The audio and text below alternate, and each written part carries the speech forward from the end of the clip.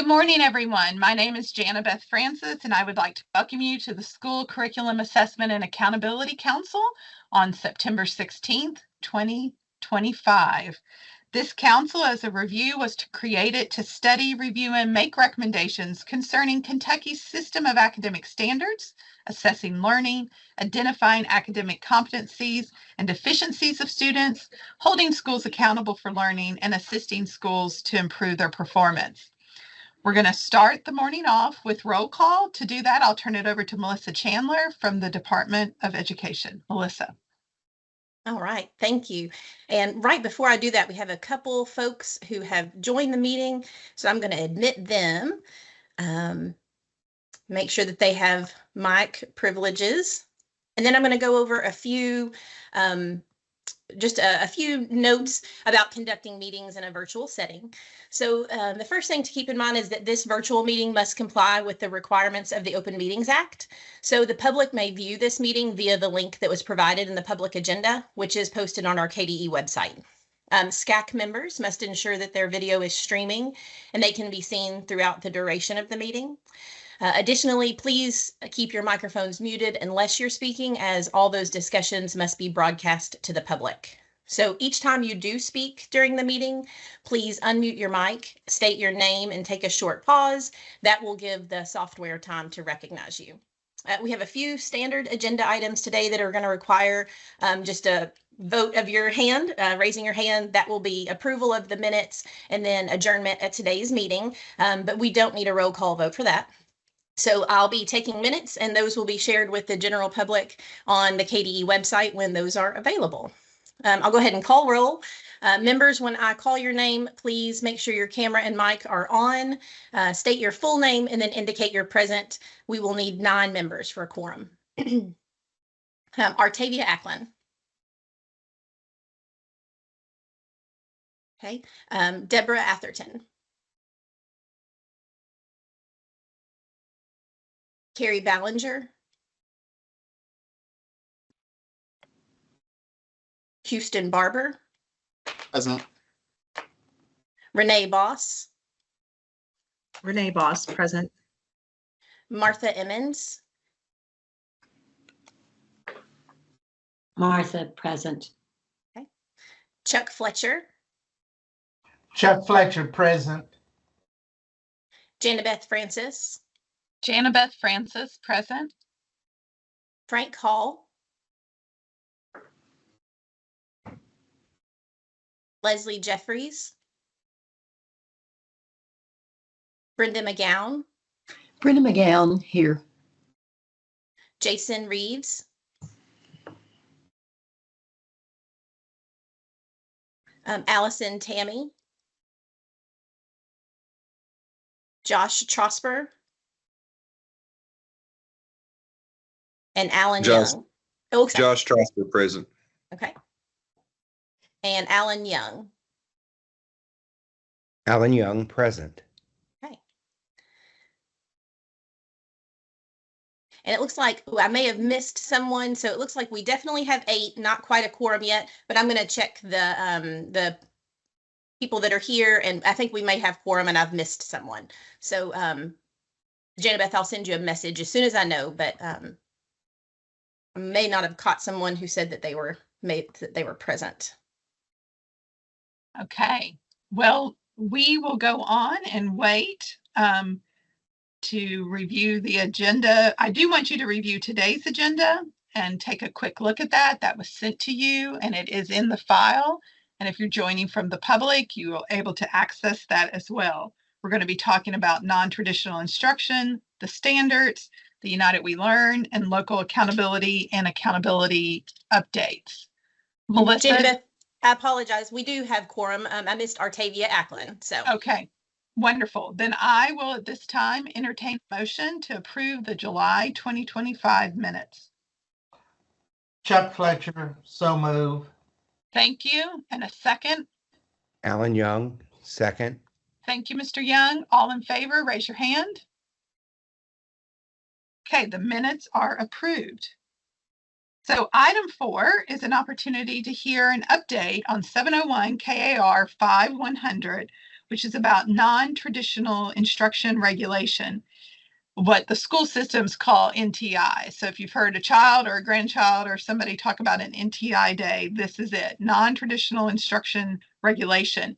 Matthew Courtney from the policy advisor from the Office of Continuous Improvement is here today. So Matthew, I'll turn it over to you.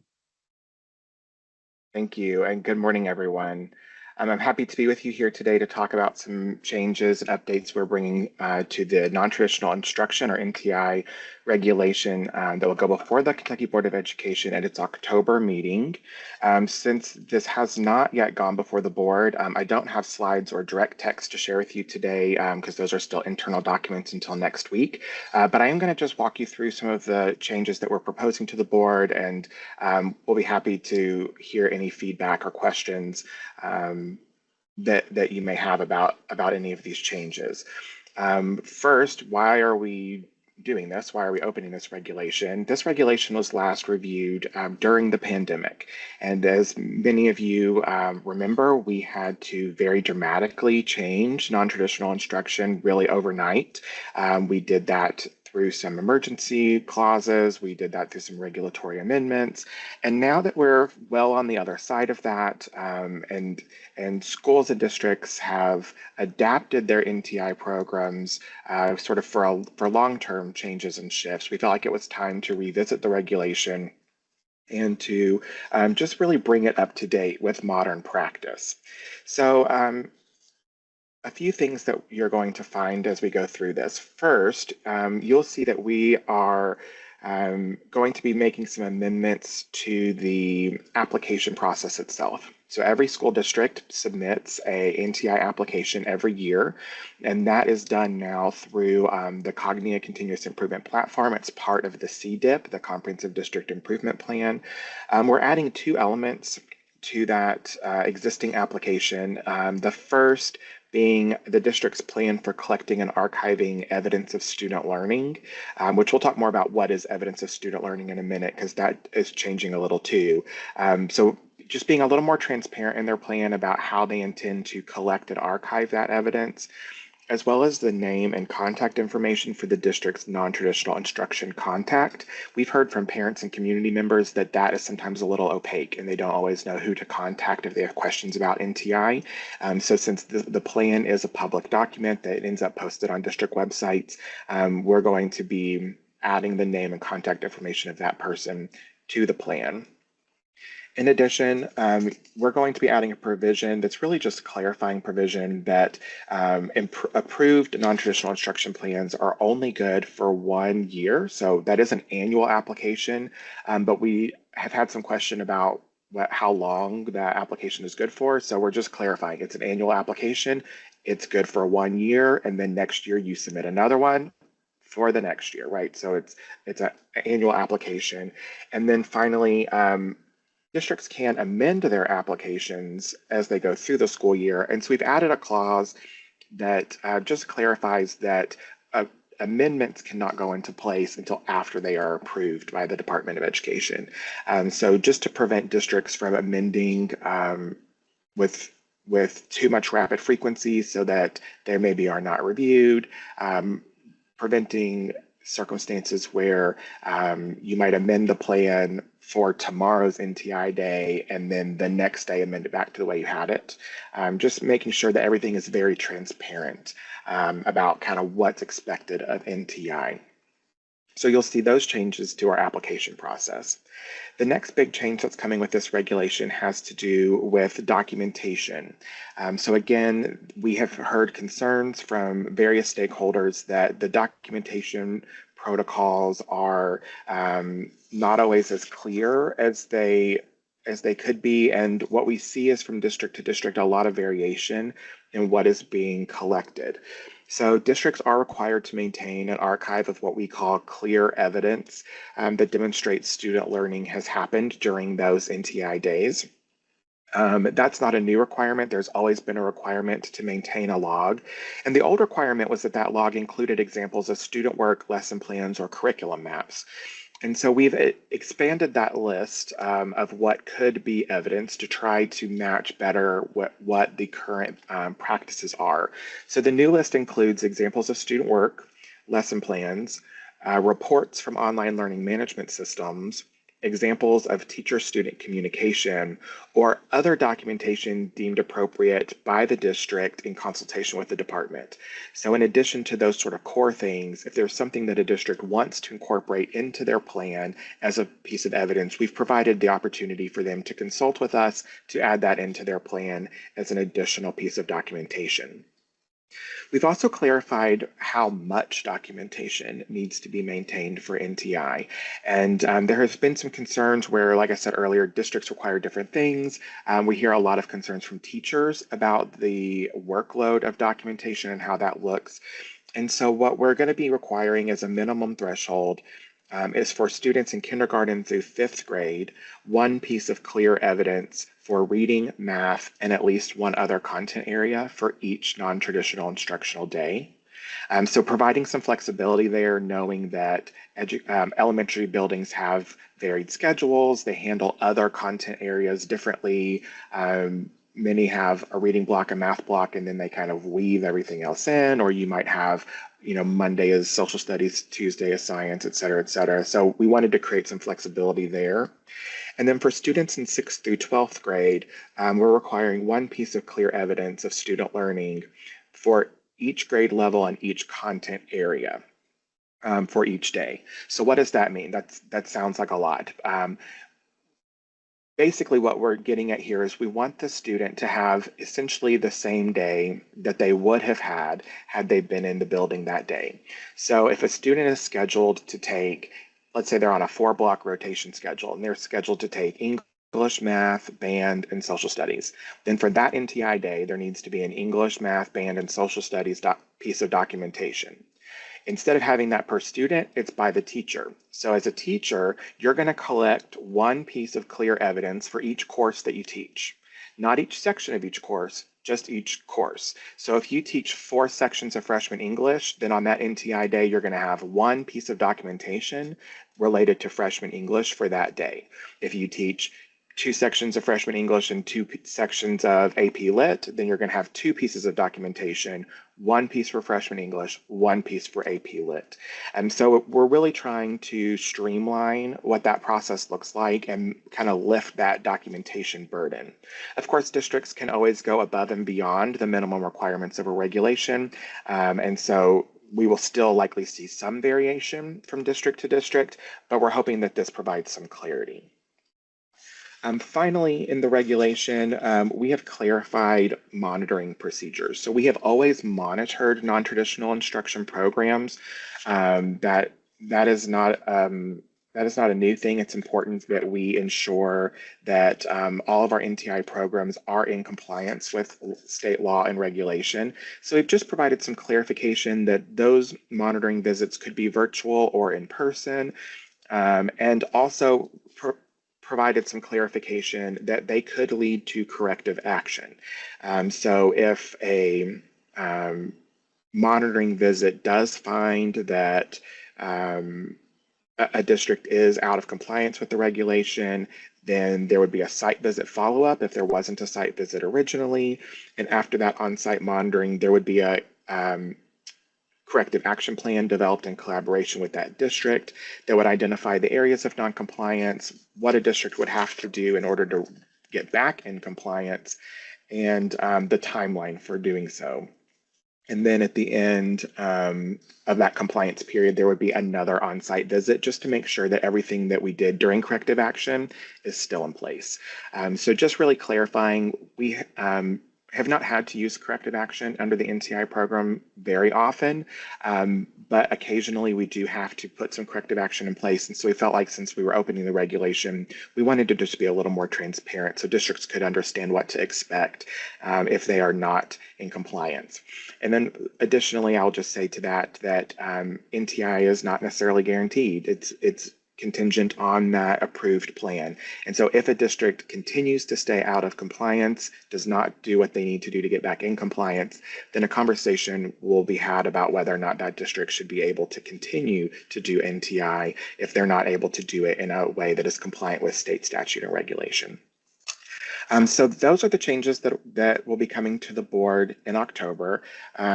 Again, as I mentioned, these documents will be public next week, so you'll be able to actually take a look at that language next week if that's something that's interesting to you. And I'm happy at this point to answer any questions or to take any feedback back to my leadership. Even though it is going to the board next week, that doesn't mean that this regulation is locked in. We can still make changes, and we will continue to seek feedback all the way until the end of our public comment period, which will be likely at the end of the calendar year. So with that, I'll open the floor for questions or discussion.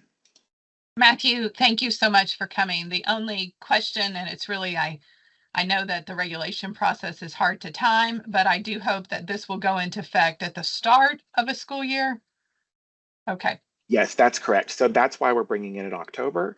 We've tried to really time it out so that everything is properly paced, so that as districts are writing their plans for the 26-27 school year, the regulation will be ready to go, and they can use this regulation to plan for next year. And I do appreciate the clarity around what you need to keep. So as someone who has to help coordinate that in our district, I appreciate the clarity and some of the flexibility you've given. At this time, I'd see if there are any other comments or questions for Matthew.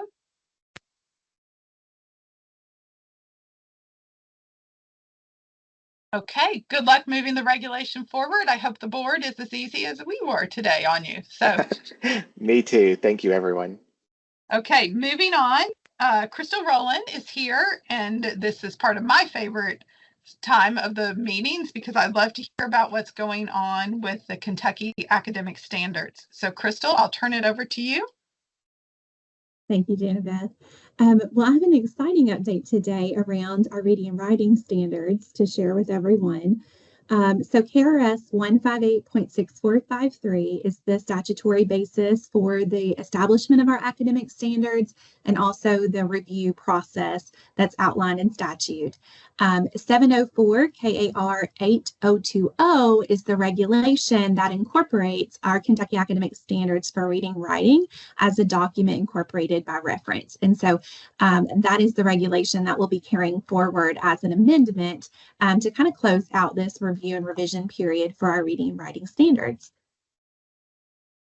The statute and law also includes description of academic standards. So this is really a guiding light for our review and revision committees as they're working on standards, just ensuring that we fulfill those obligations and requirements within the law as we're drafting standards. The law required the KDE to implement a process for the review and revision of standards. This began in 2017, and it repeats every 6 years for each content area.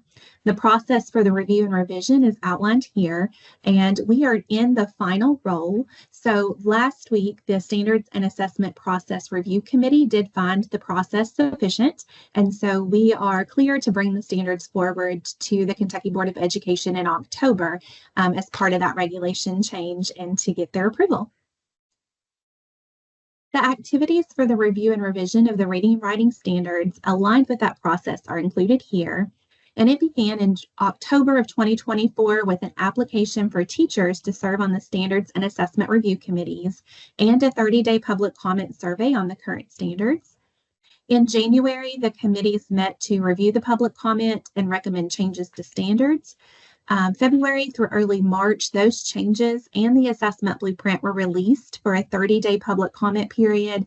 And in March, the committees reconvened to review that second round of public comment and make final recommended changes that are reflected in the draft standards.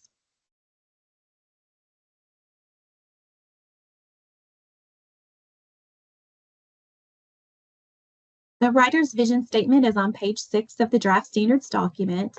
The standards writers envision standards that support evidence-based practices and grade level learning. The vision recognizes that reading and responding to complex text are integral components of every K-12 classroom and provide access to rigorous grade level content.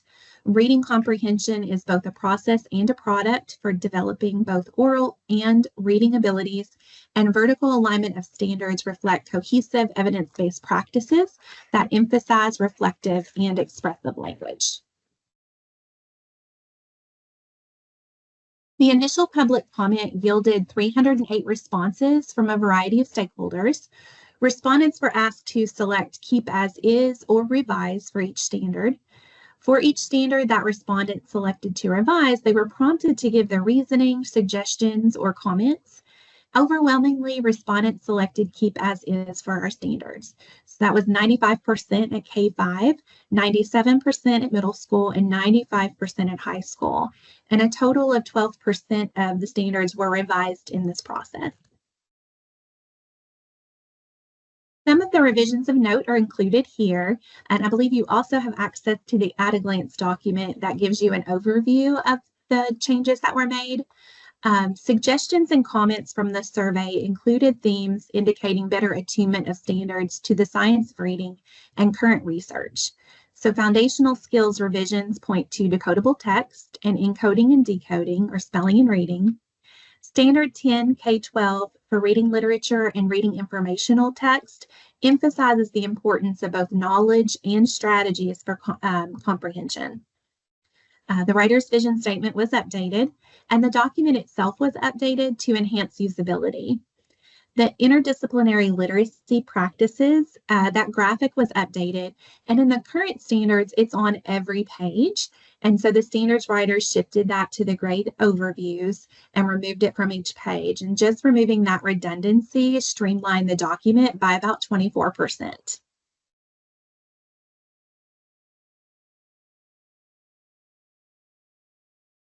The recommended changes were released for a 30-day public comment period. Over 400 responses were flagged for review, were received. No new standards were flagged for review. The assessment blueprint was also released for a 30-day public comment period. The committee reconvened to review the public comment and make final recommended changes to the standards in the assessment blueprint. Each standard appears as the example seen here, with the strand, grade level, and standard number at the top. The guiding principle reflects the broader goal by graduation.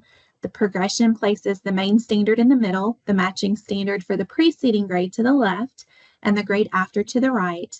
And the dimensionality of the standard is included to support teacher clarity.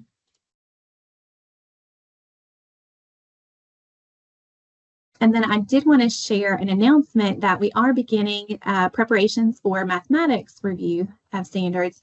And so we currently have the public comment open, the survey for feedback on the math standards open if you want to share with your teams and your districts back home. And then we're also looking for teachers to serve on our standards review committees. They are the heart of this work, and we can't do it without them. And so we would love to, if you have teachers in your district that might be interested or an asset to the process, we'd love for them to apply. They really walk away from the process with a deep knowledge of standards and really can be an important asset to your district as you're rolling out these standards.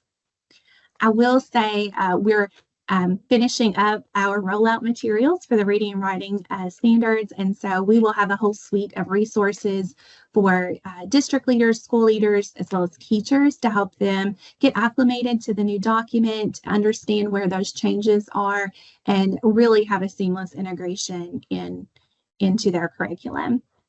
But I'm happy to entertain any questions or collect any comments that you may have. Okay, Crystal, I think I know the answers to this. So it goes in front of the board in October.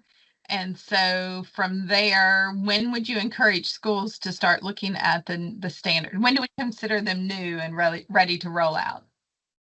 Well, officially, when the regulation passes, they are officially adopted into law. And so we do a big announcement through KY Standards newsletter. We also do a press release. And so we try to announce that broadly. But you can go ahead and see the draft standards document as soon as it's heard by the board. You're able to see that. And we'll start sharing those rollout materials just as soon as it passes the board and we're sure it's going to move forward. Okay, so as we start thinking about summer professional learning and any work, if we're looking at a new reading curriculum and anything like that, we should be, once the board approves, we should be good to start looking at these standards. Absolutely. And we'll be sharing the suite of resources during our March leadership meetings. So you'll have them there as well. But we do recognize that folks will want access to those just as soon as we hear that they're adopted into law. So we'll also be sharing those a little sooner through the standards newsletter as well. And if you haven't gotten a chance to look at it, the reading writing standard overview document you all did, Standards at a Glance, is a great summary. Other questions? I'll just give a comment that I had the opportunity to be on the committee who was reviewing and advising, and I just really appreciate KDE's ability and welcoming of teacher voices and using our expertise in the classroom as well as just our knowledge and expertise to design the standards. So thank you. Just a comment. Thank you. I love to hear that. We certainly want the teachers to feel supported and equipped to make the recommended changes to the standards. So I appreciate your feedback. I can't seem to raise my hand. It's like grayed out. I don't know why, but so I just unmuted my mic. Hope that's okay. First of all, thank you for all the work on this. I think everything looks great. I have only one. It is kind of, I think, for me, I think it's a major comment, however, and I think we are misled and also not communicating forward what we want from our standards when we keep the word academic as the title.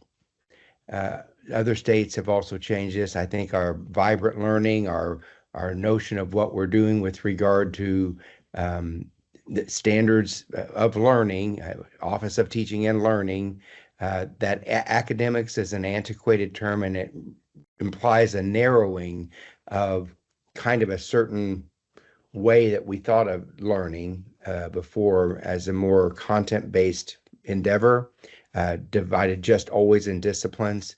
I would just make a suggestion to the department, to the board, if it needs to go into statute, just that these be like renamed the Kentucky Learning Standards, just in a generic way, because I think the diminution of applied learning, what all people bring to this notion of academics, like it's this higher, harder thing, I think does not convey what those are and also doesn't allow those conceptions. And it may seem to some that this is like a semantic thing I'm saying. It's really not. It has to do with the paradigmatic way that people, our public, lay people think of learning. It's often not approachable. It's often in the academy, at ivory tower, this or that. I just want it to reflect in a generic way the learning that is of most worth. That's what we think. And so I would strongly, I don't know how to get that conversation started. I think all the stuff you've done, how you've done it is great. I just would say we should call these the Kentucky Learning Standards or Kentucky Standards, if you don't want to use any word, versus Kentucky Academic Standards, which seems to even bring some old polarities between, well, do the arts and specials, are those really academic? Do we have this? Is social emotional learning, if we have something in there, is that really academic? It creates something that we don't have to have if we just take that out by saying these are the things we think are most worth. These are our learning standards. Thank you for sharing that.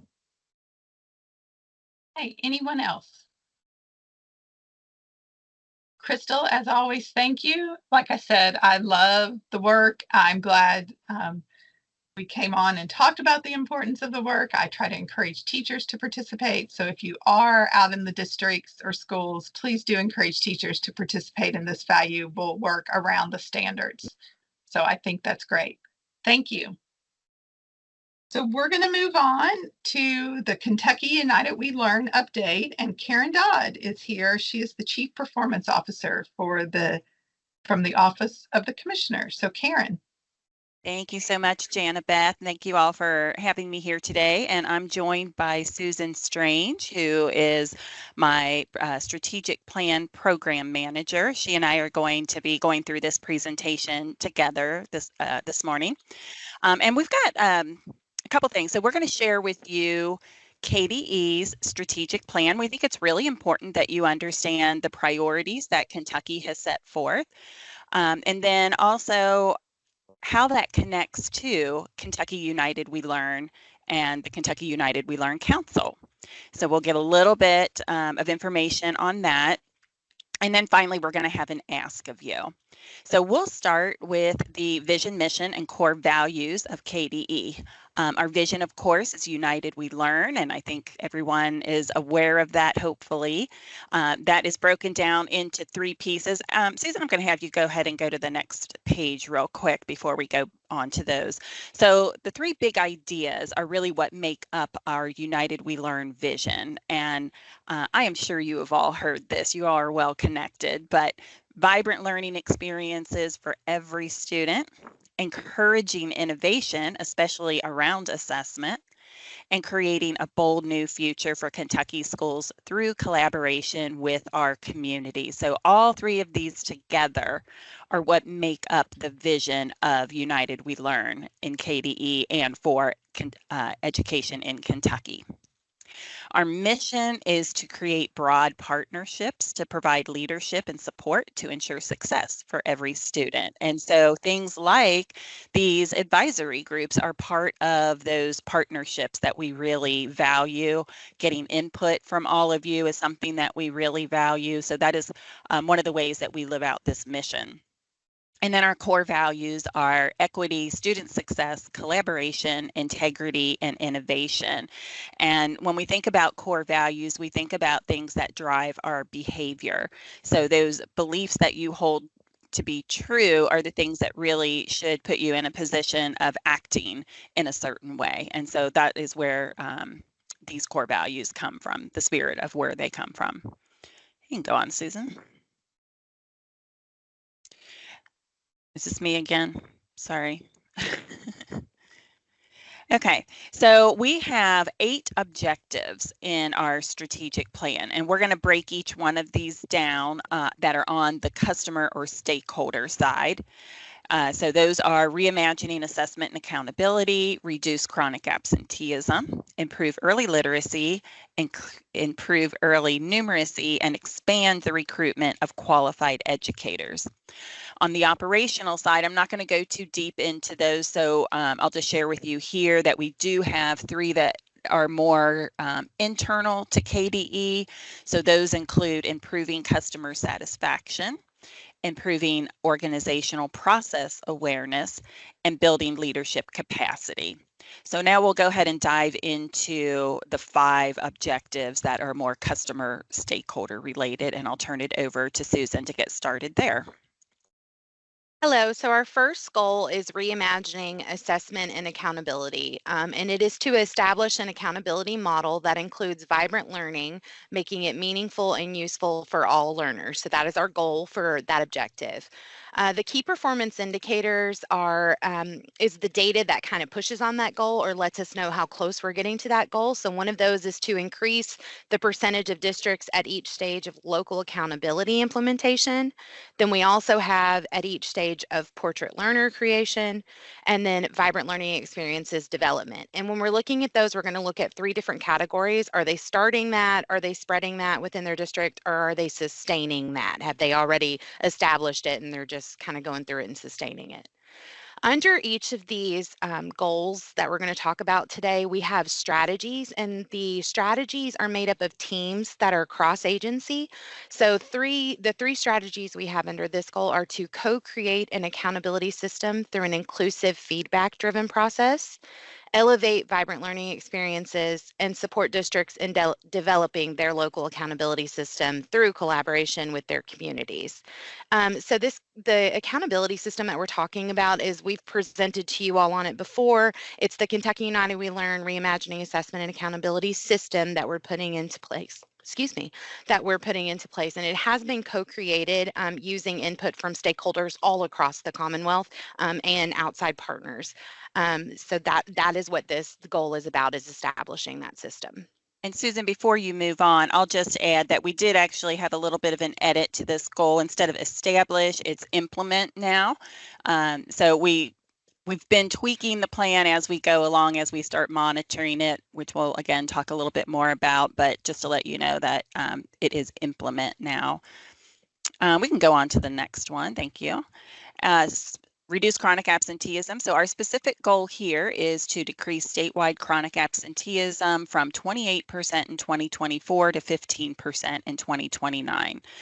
28% is a huge number of students who are chronically absent.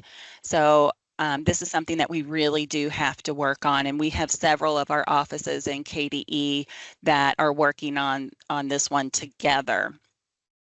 We are looking, and I will point out that before the pandemic, our numbers were 14, 15%, no, I'm sorry, 18 and 19% just prior to the pandemic. Once the pandemic hit, we don't have numbers because with everybody doing NTI, basically, we were not measuring chronic absenteeism. It was more about engaging students, just trying to get them online to be able to do their work or to turn things in. So for 2 years, we don't have numbers for chronic absenteeism. But then when we came back, we started collecting again, and I believe it was in 2023 where we had our highest rate of chronic absenteeism, which was 30%. So our goal, the reason that we set it at 15 was because we want to get, first of all, back to where we were before the pandemic, but even better than that, because even at 18 and 19%, that's still really high for chronic absenteeism. So that's how we have set this particular goal. So we'll be looking very specifically at those districts who have had high or extremely high chronic absenteeism rates. We really feel like if we can get those pulled down, the whole state is going to start coming down. And then the strategies that we're using are to expand the opportunities for vibrant learning, and then empower educators to support at-risk students and engage in proactive communication with family and community. So hopefully you've seen some of our posters, heard some radio spots or TV ads that our communications team, along with the Office of Continuous Improvement and Support, have really worked together to get out there to really let people know that this is an important thing in Kentucky, that we really need to get kids back in the classroom. Okay, goal number 3 is improving early literacy and increasing the third grade Kentucky Summative Assessment reading proficiency from 47% in 2024 to 60% by 2029. Those KPIs, or key performance indicators, that we're going to look at is to decrease the third grade novice scores in reading, increase the number of educators participating in the Kentucky Reading Academies or letters, the reduction in the need for reading improvement plans as students make accelerated progress toward reading proficiency, and then an increase in the implementation of the early literacy screening assessments and diagnostics. The strategies under this are to align vibrant learning experiences to the Kentucky academic standards for reading and writing, support high quality literacy instruction and professional learning, support evidence-based literacy curriculum and instructional resources, and provide targeted literacy support and intervention. On the flip side of that one, or goal number 4, we have improving early numeracy. Again, we want to increase that third grade Kentucky State Assessment score, this time in mathematics proficiency, from 43% in 2024 to 55% by 2029. We're looking at some of the same key performance indicators for this. So we want to decrease that third grade novice score in mathematics.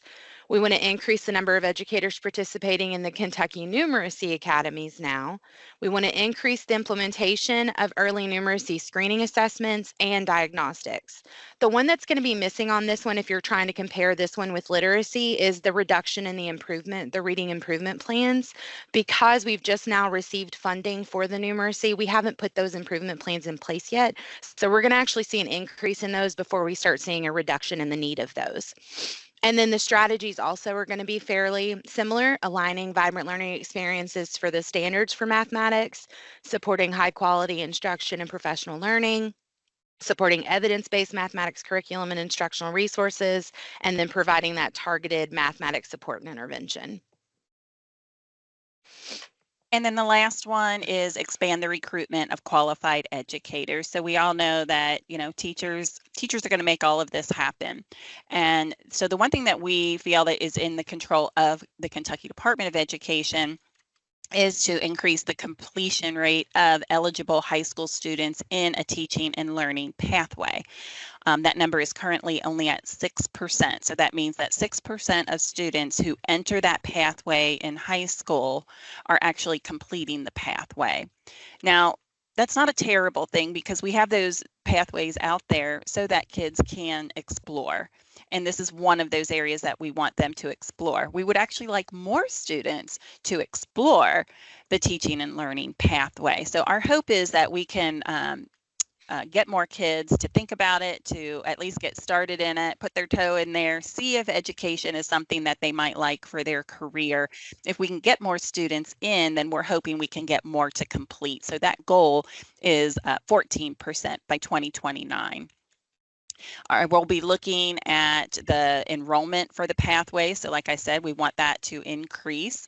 And then increase registered apprenticeships and also increase the enrollment in educator preparation programs. And our strategies are to encourage early entry and elevate the teaching profession. So this is another one where we've had some advertising going on around the state back in, I think we had like 3 months, April, May, and June maybe, where we had a lot of posters out there encouraging folks to check out teaching as a career. We also have a new website. I'd be remiss if I didn't share this. Dr. Meredith Brewer has put together a new website for their educator page. They have a new, help me out, Susan, what is it? Diego is their little AI guy.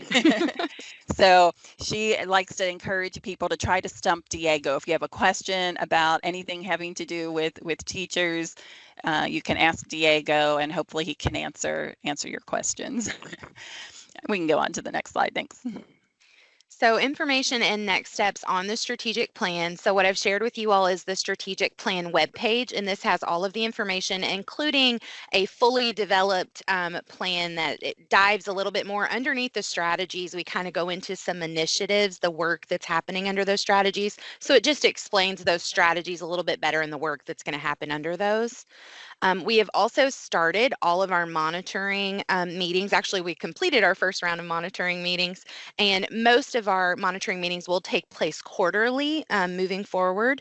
And we have made some changes to some KPIs and some strategies after we got together with those cross-agency groups in that goal and started talking through some things. We've made some adjustments. So we will be updating the strategic plan as well.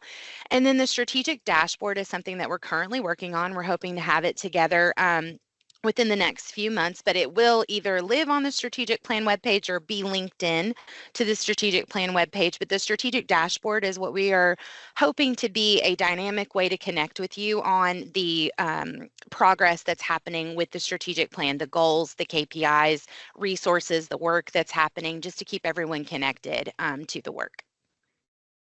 So let's talk about how all of this connects with the Kentucky United We Learn Council. As Susan mentioned earlier, they were very instrumental in helping to co-create the assessment and accountability framework, the model framework that we have out there now. That group is going to continue So even though we have that and we're ready to send that over to legislators and hope to get approval on that soon, we are moving into a new phase, if you will, and that is to start implementing what this could look like in high school. So there's a new team that's being led by one of our Kentucky Board of Education members, Dr. Justin Pate, and he and the team, which includes Dr. Fletcher as well, and some other folks in Kentucky, will team up with, I believe it's a total of 5 states who are part of this Reimagining High School team. And so we're waiting for them to come back from their first meeting and let us know exactly how that goes. But then the idea is to use the Kentucky United We Learn Council as an advisory group, if you will, for that Reimagining High School. So moving away from assessment and accountability and more into the implementation actually in school. So what you see here in front of you are different information sheet. Well, it's one information sheet that we have put together. Several have been put together for different stakeholder groups. So this one in particular is for educators, but in all of them, we talk about why this matters, what you can expect depending on who you are as a stakeholder. And we have these for families, students, educators, legislators, community members. Am I missing any, Susan? Community and business leaders are together. Community and business, thank you. And then how you can be a part of it. So you can go out to those pages. I think on the next slide, Susan has how you can find these. So one of our asks today is that you share these with others. If you have a network of educators, print this off, share it with them, or share the link with them. We also are taking applications for new members for the United We Learn Council, and that is my other ask today. This application is going to close September 26th. We just probably are going to have somewhere between, I would say, 10 to 15 new members. So we have about 117, last I looked, applications out there. We will be going through those in early October to choose some new members, looking both geographically and demographically to have as diverse of a council as we possibly can. We specifically need more students. So if you know of a student, we're not looking for all the high flyers here. Typically, especially like with our student advisory council, we have an application process, and it really seems to pick out the best and the brightest of students, and they get to sit on that council, and that's great. We're looking for any student who maybe is struggling, who thinks that school just isn't meeting the need, who is a high school student,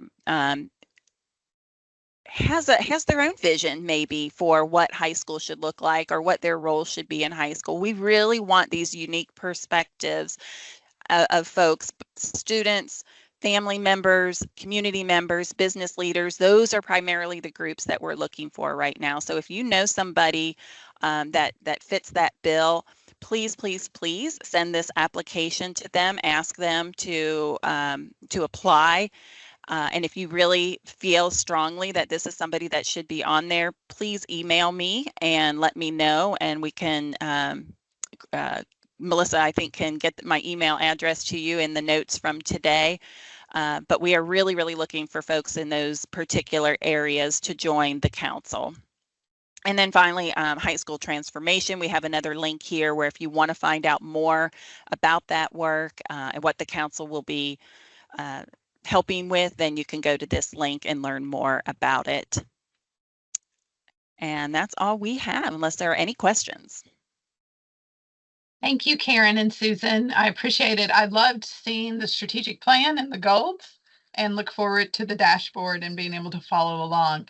Does anyone have any questions for Susan or Karen? Yes, I do. Thank you for sharing. One thing that I was interested in, you talking about absenteeism. When was the last time did you say, you stated, and I didn't remember what it was the last time that you collected data on absenteeism. So I believe that would have been the 1920 school year, because we had the pandemic and at the end of 1920. So I believe we still collected it that year, even though school got cut short. And then the following year, we did not. So the next 2 years, the 2021, 22 school years, we did not collect that info. So, and looking at the data, is it showing that, or is it possible will show that what months that there is quite a few absenteeism? We don't typically collect it by the month. However, for the last year, I have asked my researchers to start collecting that on a monthly basis so that we could look at exactly that. We're kind of seeing, and this is just based on this 1 year, so we don't really have a pattern yet, but so far it has kind of gone up and down a little bit. We can tell that we are going to have better numbers. It appears we wanted to go down 2 points this year, and it looks like we will probably do that. I can't say for sure until those numbers come out, but it looks like we will.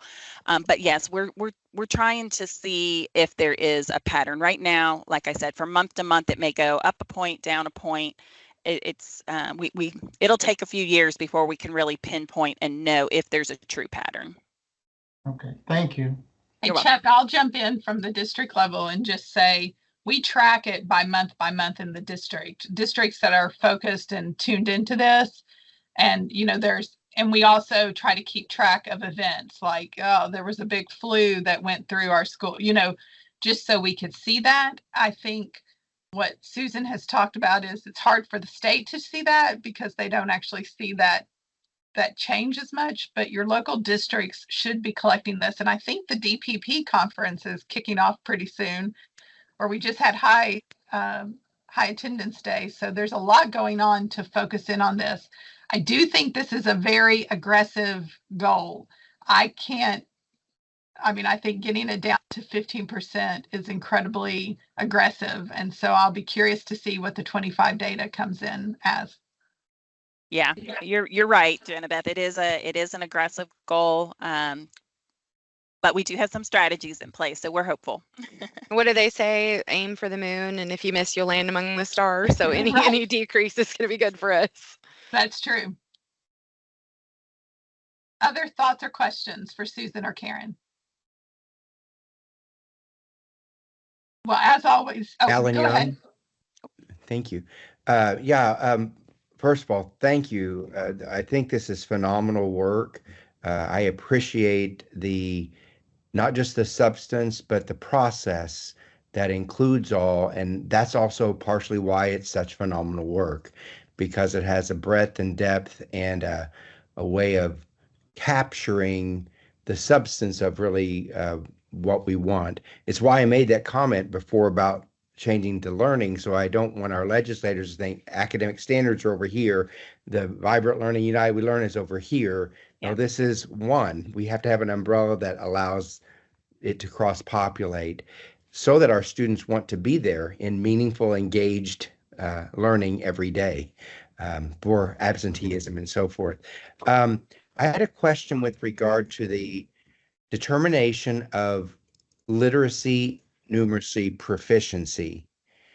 How many different ways are we allowing students to demonstrate proficiency authentically besides doing it on a reading test?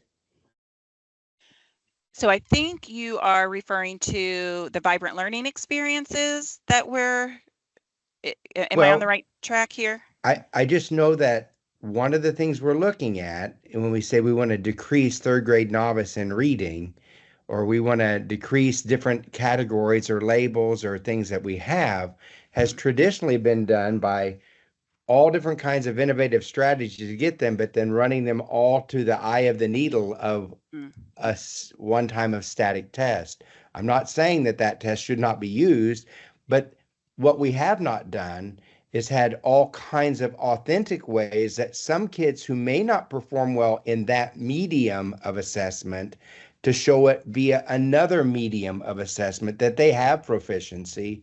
And so it can be a mismeasure or a mask what our kids can or can't do because of how we test them in a certain way. So I'm asking, are we also looking at having, in addition to all the other rich kinds of things we have going on in this area, are we looking at having rich, broad, deep, different ways of doing assessing?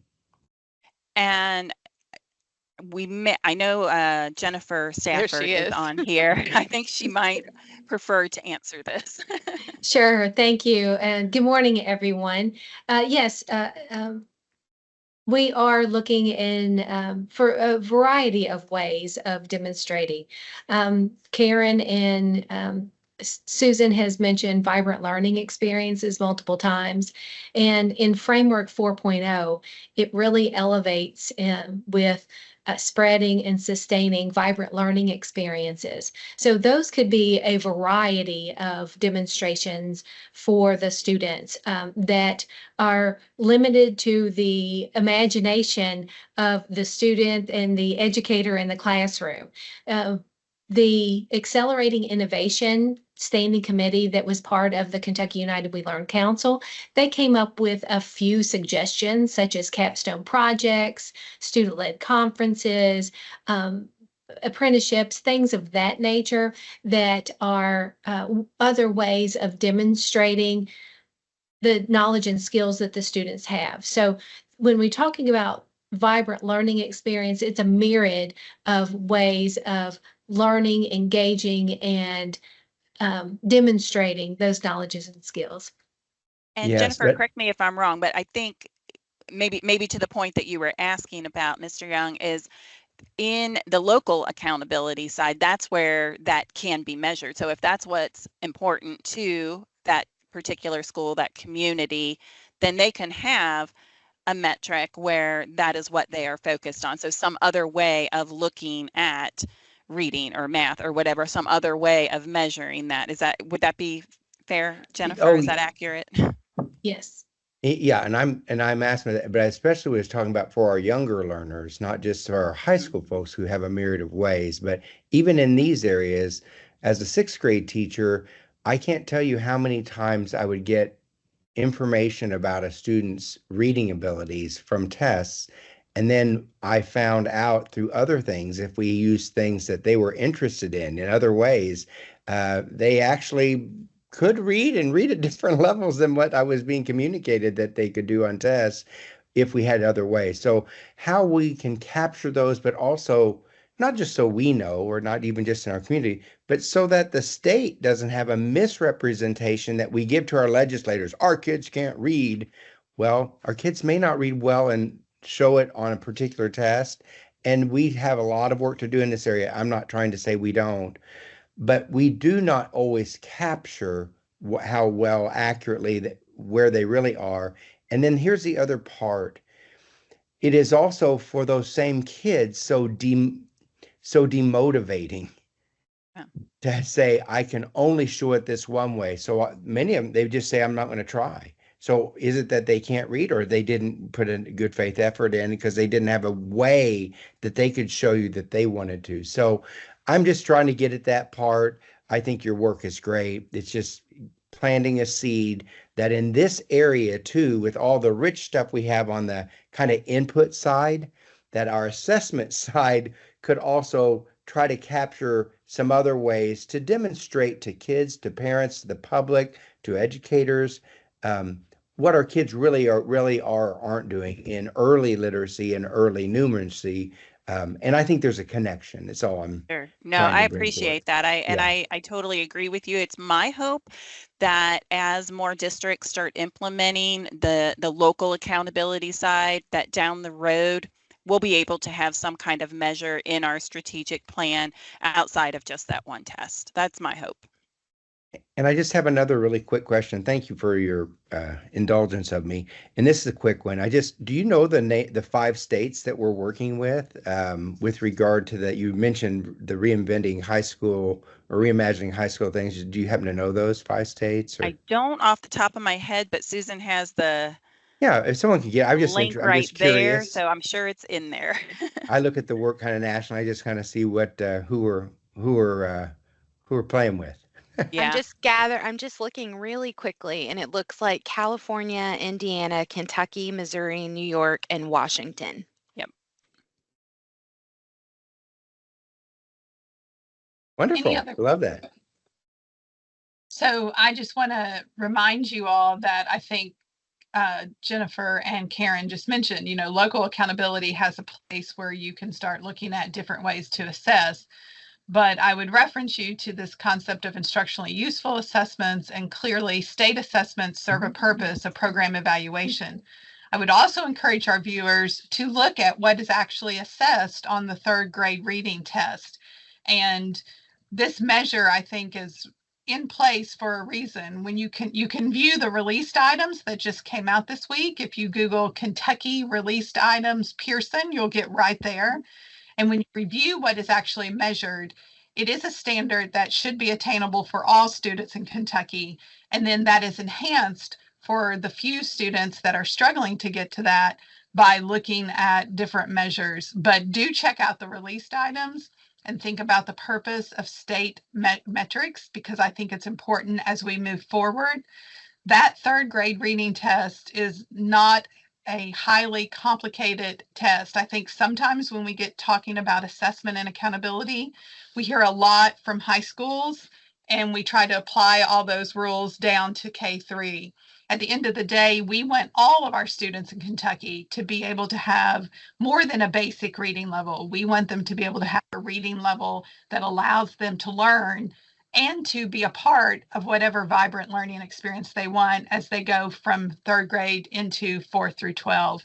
But I did want to mention the released items are out, and it's the best way to really kind of say, what's this test like? It's been a mystery for so many years, and there are multiple years of released items where you can actually dig in and see that. But thank you, Karen and Susan, for coming. And this time we're kind of moving, it's a perfect segue. We're going into local accountability design. And Robert Meacham is here from also, I think, Robert, you're in the Office of Continuous Improvement and Support. So I'm going to turn it over to him. Yes, good morning, everyone. I know I've been with you before to give you just a little update on vibrant learning experiences. So I'm excited about kind of the next step, and it is a perfect segue after following Karen and Susan from our strategic. Vibrant learning is a big part of what our regional innovation specialists are doing on the ground and have been doing on the ground with districts across Kentucky for the last calendar year, really. And what we've seen is as the discussion of local accountability becomes closer to the point of impact, then there's so many districts that are wanting to learn more. And so from that desire from the districts, we said, we need to provide the districts a guide or a toolkit that they will be able to, pick up and use. As it is local accountability, we want to create something that they can use outside of our facilitation. But then also we want to, be able to use it in collaboration with the district. So the driving question for the creation of this guide, the local accountability guide and toolkit, is how might a guide help tell a more complete story of our student success beyond test scores and ensure that that story is owned by our schools and communities. And so that was really a focus is, the thing that we kept coming back to is as we design something, so the people keep saying, how can we keep local, and so that's in our design process with the partners that were helping design this, that was always at the forefront is we want to make sure that it meets the heart of telling the story but then making sure that that community understands that it's their process and it's their design, and that means it's going to be more just there's going to be just more buy-in in the community, and we've seen that in the processes that we've already started in districts. So you've heard about Kentucky's KDE's United We Learn vision multiple times, and that's where our design and toolkit really supports. It supports elevating student agency and vibrant learning. It supports reflecting on community values and priorities, and then measuring that student success and how to do that more holistically. And what we really wanted to do with this was provide practical supports, really practical supports that can be, pulled out and used, but then also create just a community-driven system, not just within the district, but also maybe across districts, just kind of systems that help design using what's already working in local districts around Kentucky. So that's an important part of the purpose. So why it is going to be valuable, or already has already been shown to be valuable. Local accountability strengthens trust between schools and communities. That's what we know to be true. And this guidance document provides just the structure and flexibility at the same time. As we've talked with districts that are really kind of uncomfortable in that messy middle, they're uncomfortable with the idea of kind of designing things on their own. So we say, okay, let us help provide those guideposts, those left and right limits, so that you kind of understand the structure that can be used to get to that local accountability. And so what is really the design of this guide toolkit really helps identify that where vibrant learning experiences are anchored in rigorous academic content knowledge, and that's while also providing those durable life skills and those durable, those 21st century skills, or whatever we use to call them, that are really important. And so we're trying to show that this vibrant learning experiences are happening in Tier 1 instruction. Tier 1 instruction, often is vibrant, and that's an important thing to elevate, and we elevate that through this guide. So what's in it? You're going to have the opportunity to engage with it, following this meeting as you desire. It is linked on our website now, on our Division of Innovation website, and then I've also got a QR code that you can download it at the end. What's inside? We have a framework and principles for foundations. It follows the basically these 6 steps, or these 6 action steps, kind of created with partners, with our UK Next Gen partners, a design of how we can get to local accountability, a step-by-step process, including tools and templates. That was something really important that as we designed this, was we said, this has already been working in our L3s, our local laboratories of learning, and has been, for the last few years as we've been designing these things. And what has come out of those L3s is, tools on how to engage the community, templates on how to run, have an agenda for a community meeting.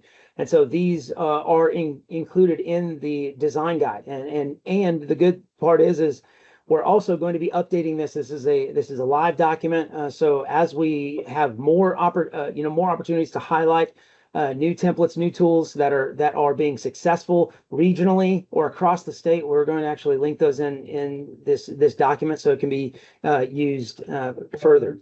And the last part that I'm really excited about right now, we've currently there are 2 completed case studies. We've partnered with Elevated at OVEC to give case studies of districts that are either L3s or maybe just I guess we'd call them fringe L3s, those that are part of our innovative learning network that are doing really that haven't been a part of the L3 cohort but are right there. And the second case study is one of those.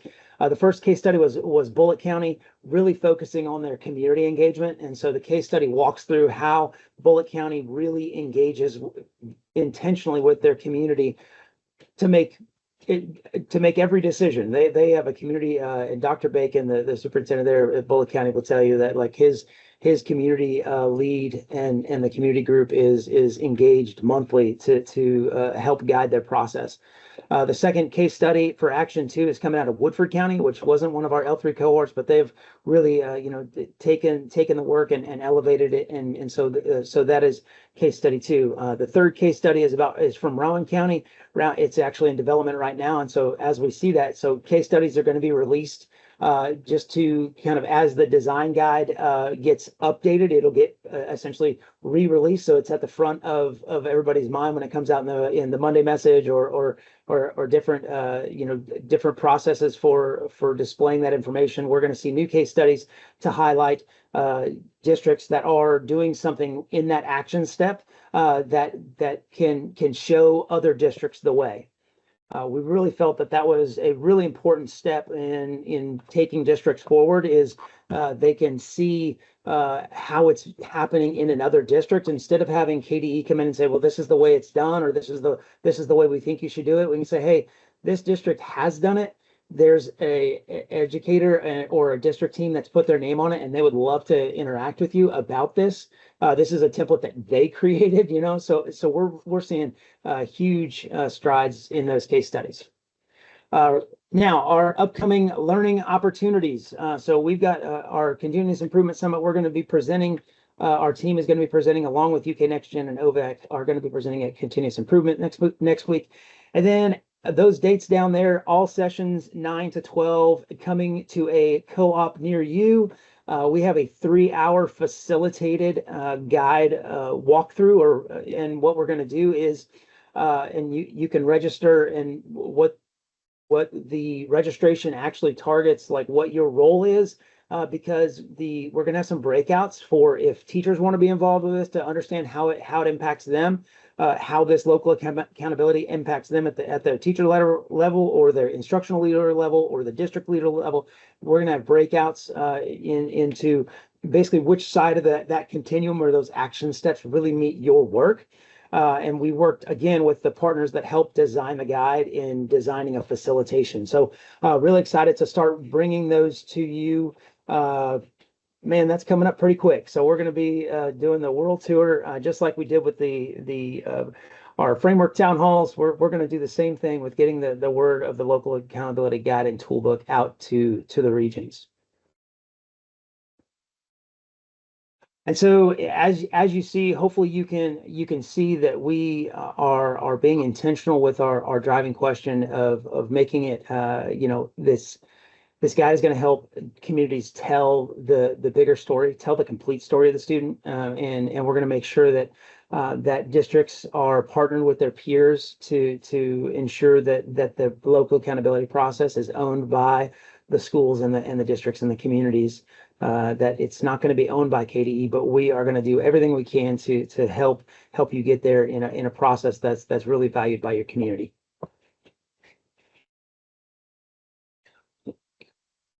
And there, just again, I've already mentioned them, but there is a shout out, and the local accountability design guide and toolkit is linked there. Dr. Rob Collins is our consultant, our program consultant, who was the lead collaborator with UK Next Gen and elevated in our districts. He's our L3 kind of consultant. So he is a phenomenal writer as well. So as you look through that design guide, you can give him some shout out. He does a great job. If you have any questions about that, you can reach out to myself or Dr. Collins about this. Thank you so much, Robert. I will tell you that I've already been looking at it, and I appreciate that it's going to be a live document that will be continually updated. I had to resist the urge to print. I'm a big note taker and like to write, but I kept telling myself it's going to change. Don't hit print. There's so many links, but it is a wonderful tool. And I know in Davis County, we're excited to get started on our local accountability system. And I also want to give a shout out to the Next Generation Leadership Group at UK. They've been a wonderful partner. So I'm glad to see it all kind of coming together. I'd open it up to the committee for any questions or comments.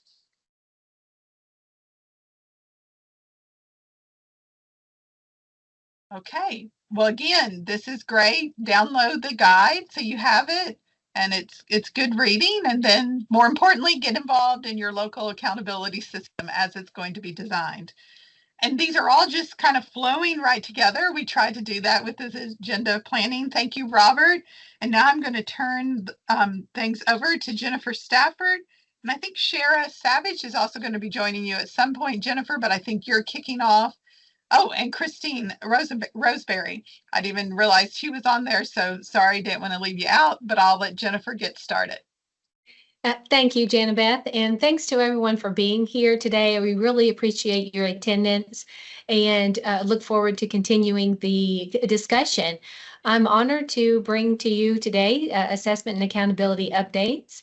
Shara Savage is with me today, and she's going to talk about the exciting work around the new science assessment. There are multiple steps that have to be completed.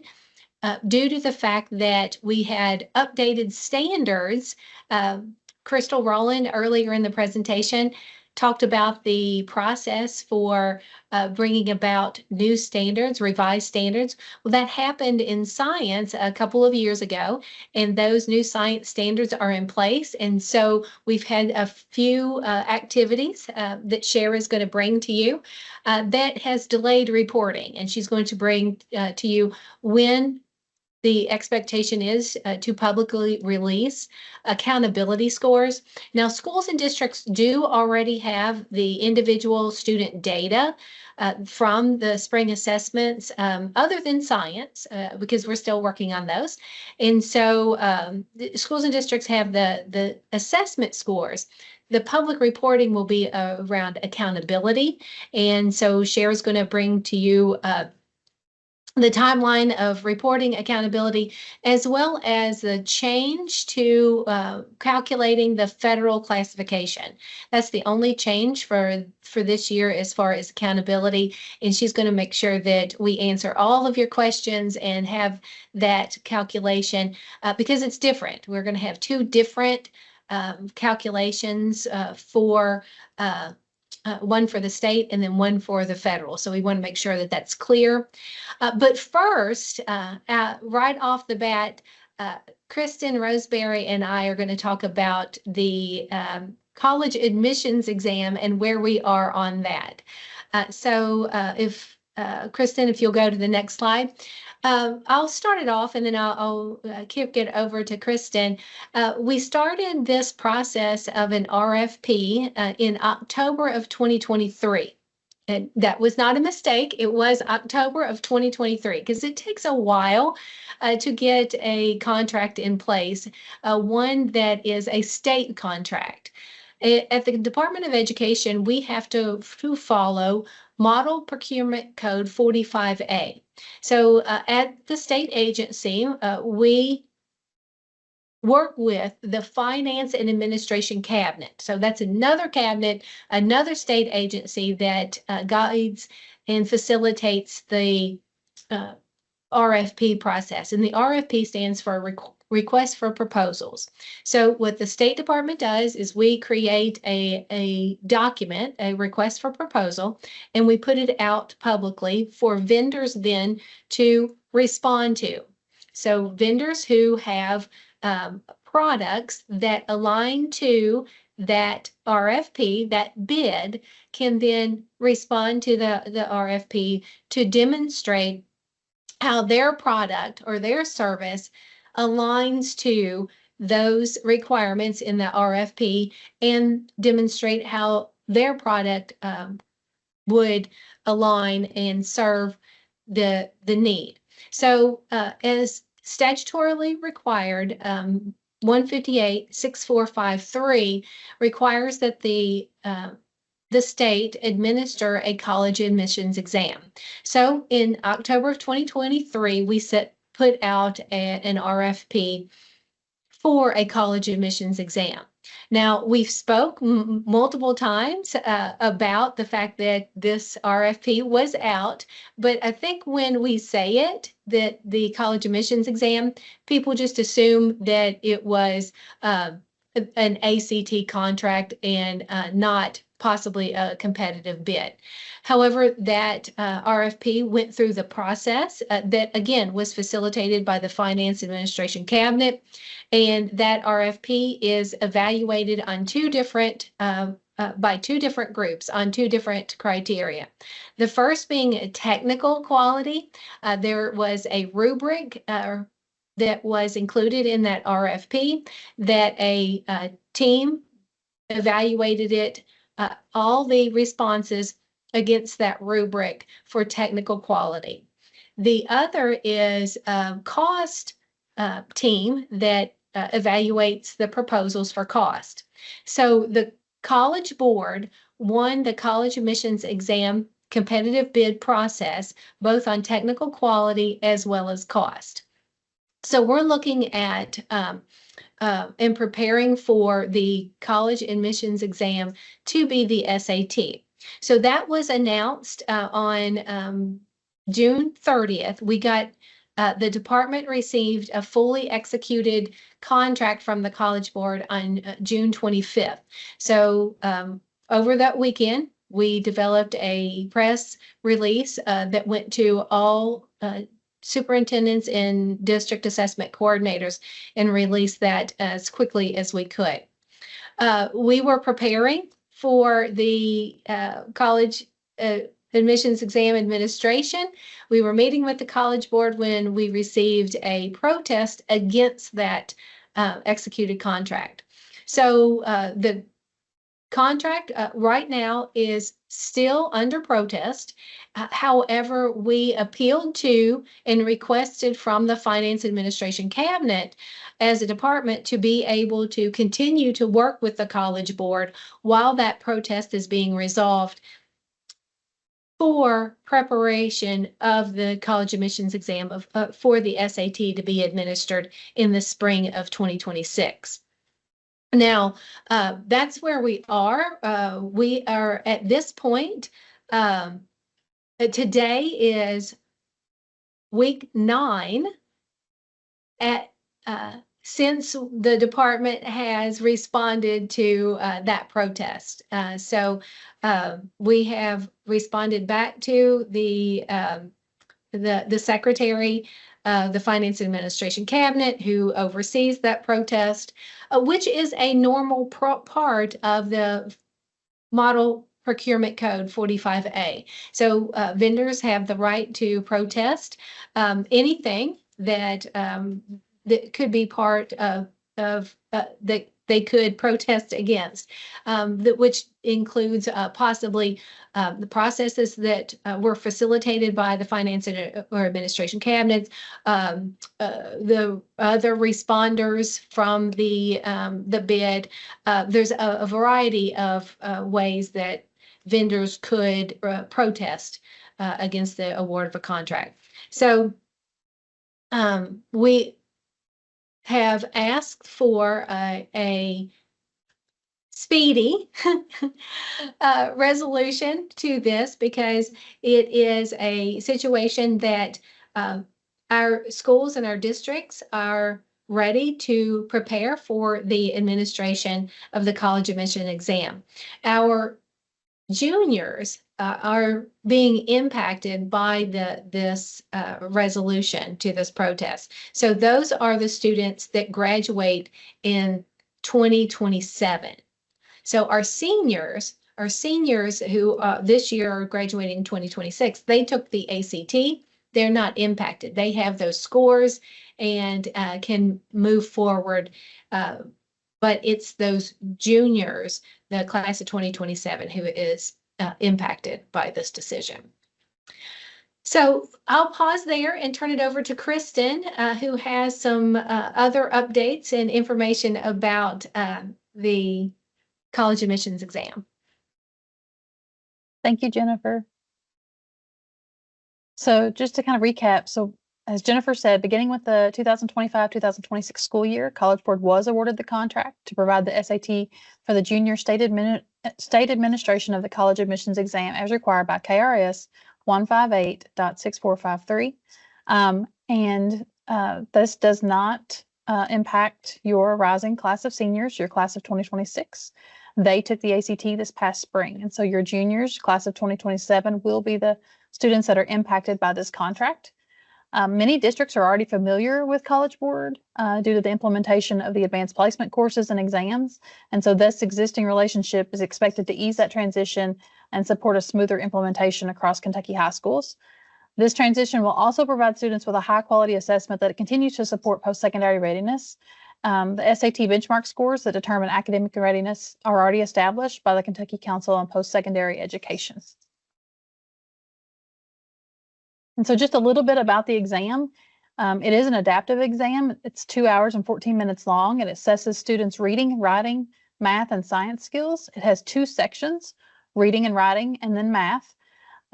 They generate a score for each section on a 200 to 800 scale. And through its unique design, it also delivers an analysis and science score generated by the students' performance on relevant questions within reading and writing and the math sections. So as I mentioned, it is an adaptive exam. So both the reading and writing section and math section are divided into 2 equal length and separately timed parts. Those are called modules.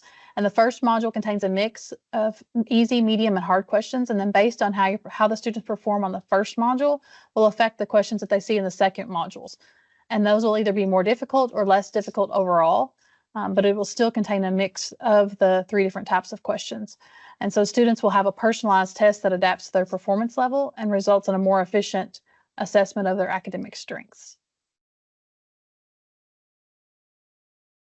And so then some takeaways. As Jennifer mentioned, the Finance and Administration Cabinet granted our request to proceed to plan with College Board pending a determination regarding the protest. And so we have resumed that planning and continue to do that as well for the spring 2026 administration of the SAT. And then once that protest is resolved, the Office of Assessment and Accountability will be able to share trainings, resources, and testing dates with districts and schools.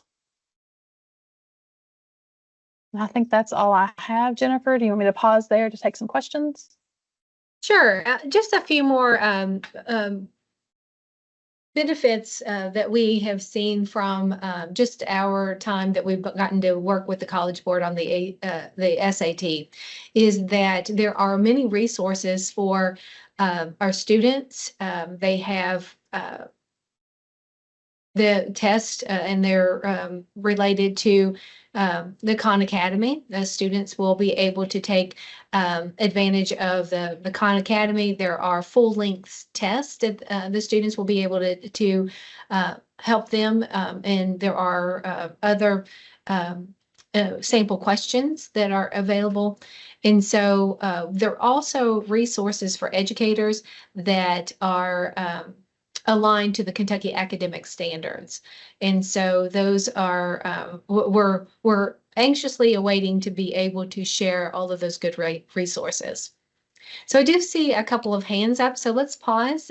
Kristen, if you don't mind, and let's take a couple of questions. Sure. Josh, I think your hand was up. Yes, I didn't know if I missed this, but what is the timeline on the resolution of the protest? Yeah, so we were really hoping to have it at the 2-month mark. That's what it typically takes to resolve a protest. However, we did not get that. As I mentioned, last week was week 8. So the department sent a letter to the Secretary of the Financial and Administration Cabinet outlining the need for a quick resolution to this protest. And so we were able to detail the multiple steps that need to take place in order to get a college admissions exam administered. We mentioned training. We mentioned being able to roster our students to apply for accommodations for those students that need those. So we detailed all of those important steps in preparation for administration of a statewide assessment to the Secretary of Finance and Administration. So we are ready to receive that resolution, and so and to move forward. So the timeline that we were under has come and gone. And so we're hoping to have that rather quickly. Other questions? Renee? Hi, thank you, Jennifer. So you mentioned that there will be resources that show the connection between the Yes. Kentucky Academic Standards and SAT. So does this mean that the SAT is a little more directly aligned to our Kentucky standards than the ACT was? So those are resources that we had hoped to provide all along the way, and those are resources that are available from the College Board, and uh, their willingness to create that for Kentucky educators. So to say one is more aligned than the next, I think that um, um, I wouldn't want to make that comparison, but just the fact that we have those resources available from the College Board, and again, we're excited for all the resources that will hopefully be able to provide. Okay, but they're not out yet, is what I'm also understanding. I teach mostly junior English, so Right. you know, feels really Renee, I necessary think to have this soon. yeah, I think you're expressing what every district is feeling like. We have a big PD day this Friday, and we had hoped that there would be a resolution and we could meet with high school teachers about all this and use these resources. But we're kind of in a holding ground and holding pattern. So we appreciate that. I mean, one thing that you need to note, luckily, KDE was able to get permission to kind of move forward. If the protest is resolved and it goes in favor of College Board, we won't, as a district, feel so far behind. You know, they'll be able to roll these resources out. If they hadn't gotten permission to be working, then everything would have just been on hold and we would have felt the real rush of switching. I go back, and Renee, I'm sure your school is similar. Very few Kentucky educators actually took the SAT. So even the old version of the SAT is foreign to most. And so I'm glad that College Board is working with us on resources. I think there'll be a lot of work to even inform our educators about what the test is like. So other comments or thoughts? Okay, Kristen, fingers crossed that you all get a resolution and you can tell us one way or the other. And I think what's important for schools to remind everybody of, KD's done everything they can. This resolution is in, the protest is being decided by somebody else. So we're kind of in a holding ground. That's right. So we are anxiously awaiting it as well. So we're right in that waiting pattern with you, and we hope that to get it resolved quickly, and so that we can move forward. So at this time, I'll turn it over to Shara, who is going to talk about the science standards and the performance level standard setting. Thank you, Jennifer. Good morning, everyone. As Jennifer said, I'm going to talk to you a little bit about the science standard setting that we had at the beginning of the month. In the spring of 2025, KDE introduced updated summative assessments in science. These assessments, known as the Kentucky Summative Assessments, are based on content standards revised in 2023. Now, in November of 24, KDE redesigned the test for spring 25 science assessment to align with those updated criteria and reflect Kentucky's science assessment blueprint. The new design measured student proficiency across 3 core science domains: life science, physical science, and earth space science. To support the transition to this design, which incorporates shorter cluster sets, and discrete items, a standard setting was required following the 25 spring administration. This process established cut scores necessary to categorize student performance into performance levels and uphold the validity and reliability of Kentucky's science assessment system. This standard setting was held virtually via the Microsoft Teams, and we held this on September 4th and 5th. Now, 3 committees of Kentucky educators reviewed the data and established performance cut scores for grades 4, 7, and 11. In total, 32 panelists participated. The participants were experienced educators representing diverse districts, backgrounds, and classroom expertise. Their work ensured Kentucky's science assessment system continues to provide fair, reliable measures of student proficiency while reflecting current standards. Science scores were not included, as Jennifer said earlier, in the data that was released the week of August 4th, as the standard setting for science had not occurred yet. Science scores will be released mid to late in October.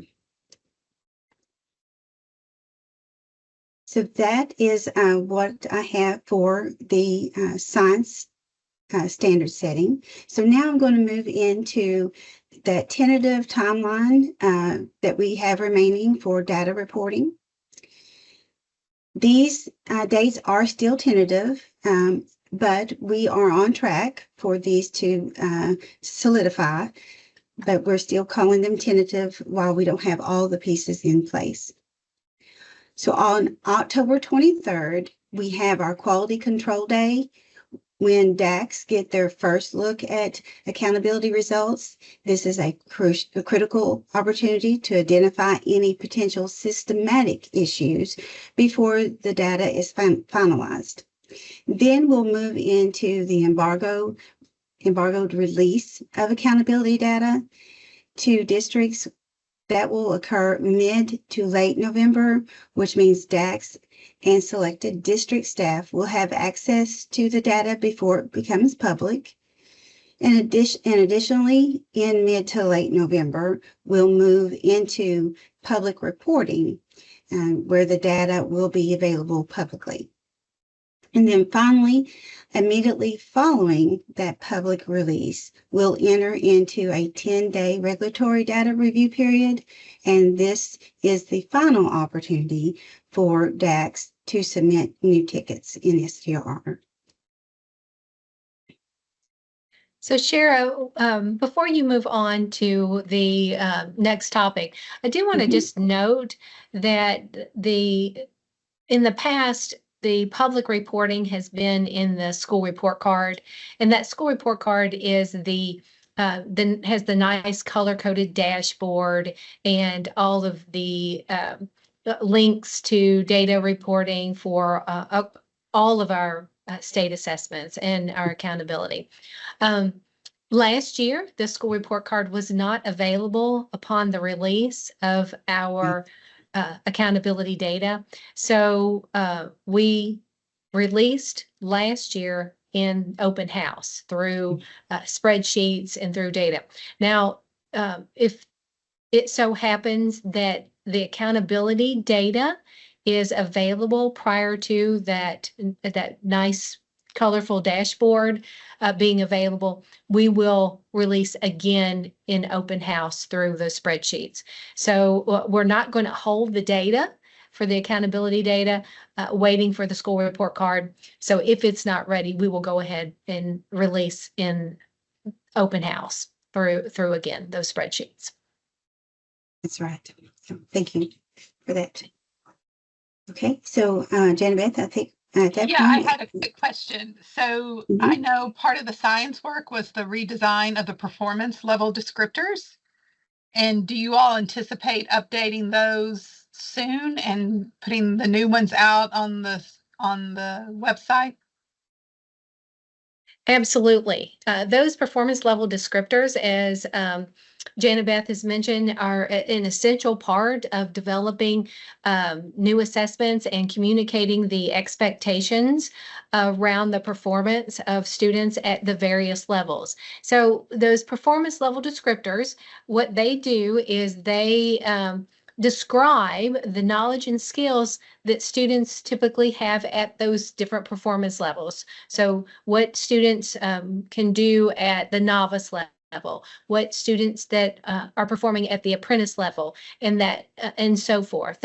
Those are ways in which we can describe.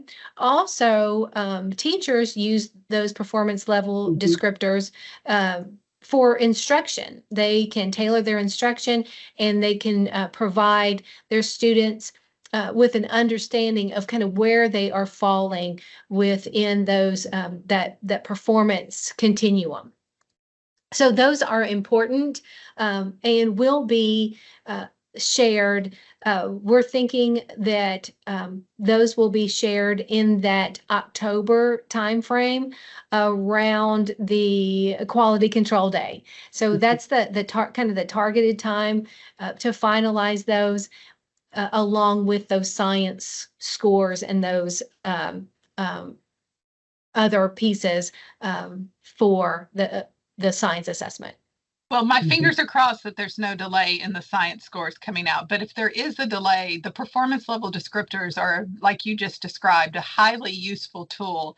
As soon as those are ready, that would be great to come out. And to Alan's point, the performance descriptors cross more than just a state assessment. They could be used when you think about a vibrant learning experience. Is a student actually showing and matching what we've described as a proficient science student or a proficient reader? And so I think it will be really interesting to crosswalk and to start getting districts to think about, how do we use the performance level descriptors that were agreed upon ideas for what we believe students, how students demonstrate success and what they should be doing in a classroom? How do we take those over into the vibrant learning world as well? And so I know I'm thinking about that because of Alan's comments and some things. And so as soon as those are updated, that would be great. So Shara, I think you're going to tell us about everyone's favorite, federal classifications and reporting. Yes, everyone's favorite. Okay, so we'll move right into it. So to begin with, let's review how each component of the accountability system contributes to the overall performance rating at each school level. This chart outlines the weighting of each indicator, meaning how much each contribute to the overall accountability score at the elementary, middle, and high school levels. You'll also notice the note at the bottom. If any indicator is not available, its weight will be redistributed proportionally among the remaining indicators to ensure the overall rating still reflects all available data. So on this slide, you'll see how both the state and federal law guides accountability determinations. First, under KRS 158.6455, both status and change receive equal weights when determining overall school performance. Status is determined by looking at the current year's results, while change looks at the difference between the prior year and the current year. For state accountability, those measures translate into those color ratings that Jennifer talked about that will eventually be on the school report card. Next, let's look at the federal classification. It says, except that change shall be based on the difference in performance for 3 prior years for the purpose of determining the lowest performing 5% of schools under subsection 2 and 3 of section 2 of this act. This is important to remember that federal accountability yields those classifications. Senate Bill 158 requires that for identifying these low performance schools, 3 years of data must be used to calculate change. For the purpose of identifying the lowest performing 5% of schools, the calculation of change will be based on that 3-year trend, comparing the current year to performance over the prior 3 years. For CSI, TSI, the Targeted Support Improvement, and ATSI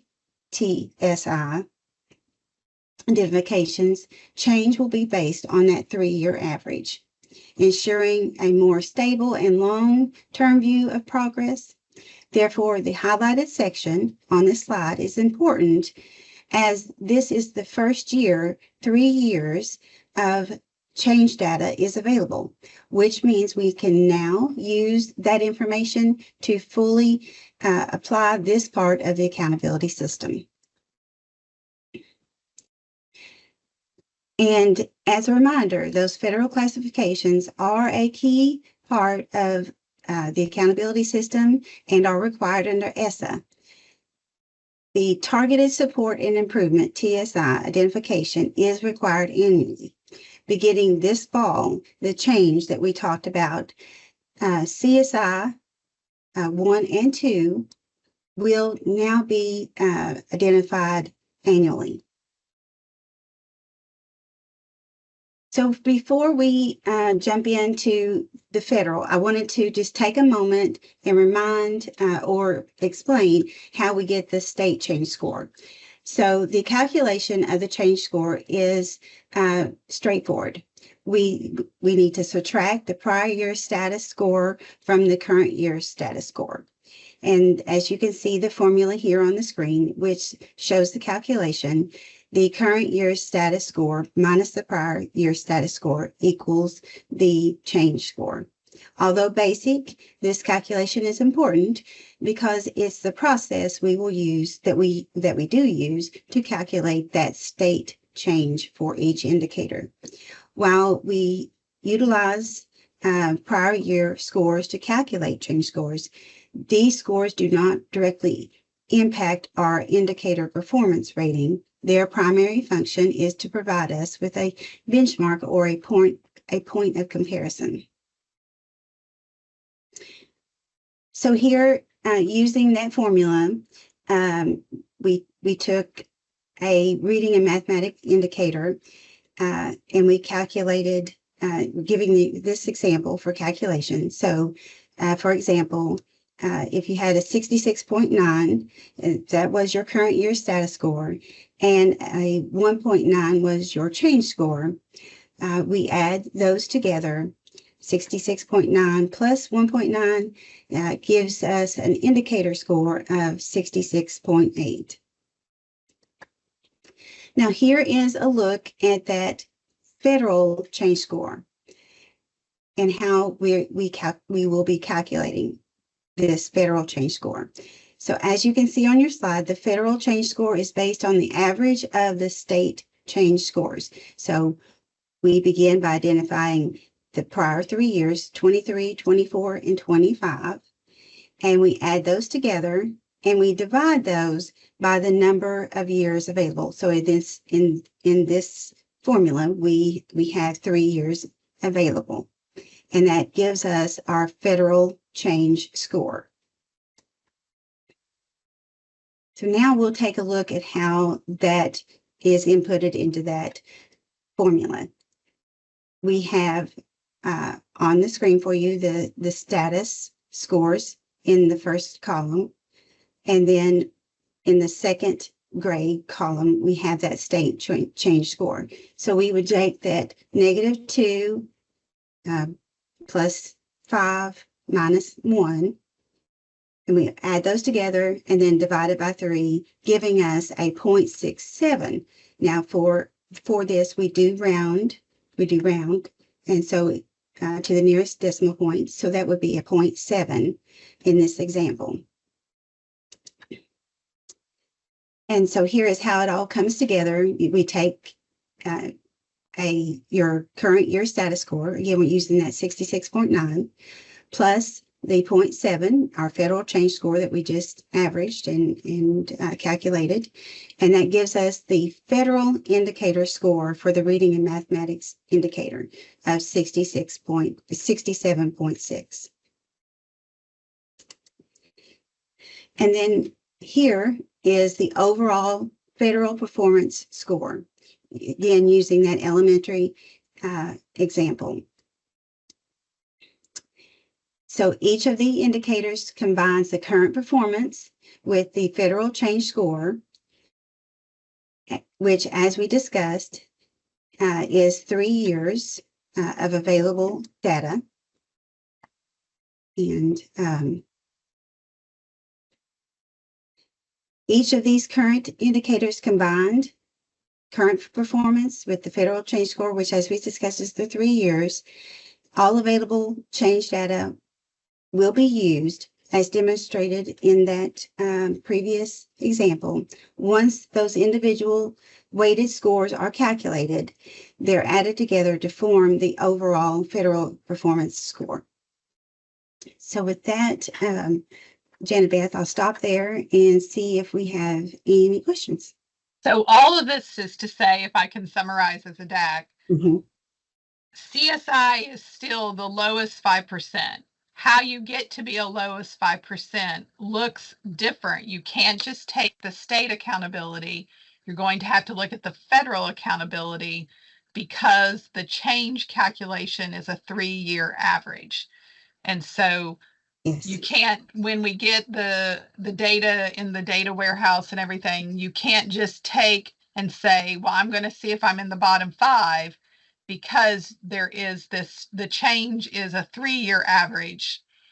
And so we will have a whole separate set of data that shows us what our federal change is going to be.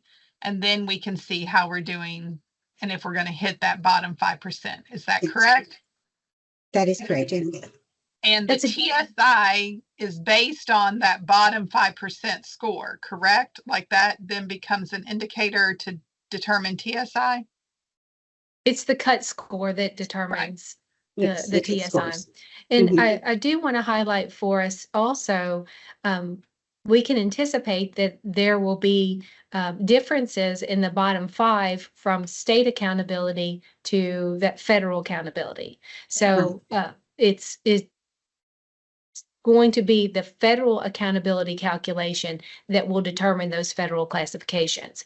The state accountability in that calculation, as Shara mentioned, that will yield those colors. Right. And the 3-year average for those schools that have been in the bottom 5%, it's a better average to take because we do know that scores can go up and down. And so I think in the end, it's definitely a better thing.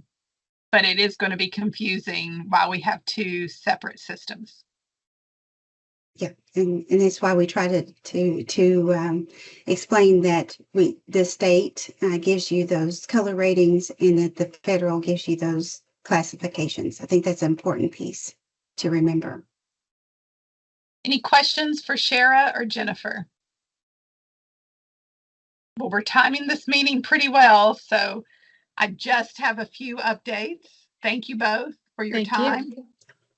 So the updates include that we have a lot of members, myself included, with expiring terms. We have KDE, Melissa has reached out to you, and many people are going to be able to stay on until a replacement is found. We understand some people have commitments that they feel like they need to move on to their next project or next commitment. But we will be doing an election for a chair and a vice chair in November, and you'll get additional details about that emailed to you. And then, and I don't seem to have control of the group slides, so if somebody can forward for me, that would be great. Yeah, sure. I'll take care of that. Okay, thank you. And then we want you to mark on your calendar the proposed meeting dates if you're staying on with us for 2026. These are tentative, but we would love for our membership to get that on the calendar. We'll have them official pretty soon, but March 17th, July 21st, September 15th, and then the 17th. And my last announcement is simply that our next meeting is November 18th. So at this time, I would entertain a motion to adjourn. Alan Young, I move that we adjourn. Thank you, Mr. Young. A second? Second. Martha Emmons, I second. Thank you, Martha. All in favor, raise your hand. And wave goodbye. Have a great fall in Kentucky. We'll see you back in November. Thank you, everyone. Thanks, everyone.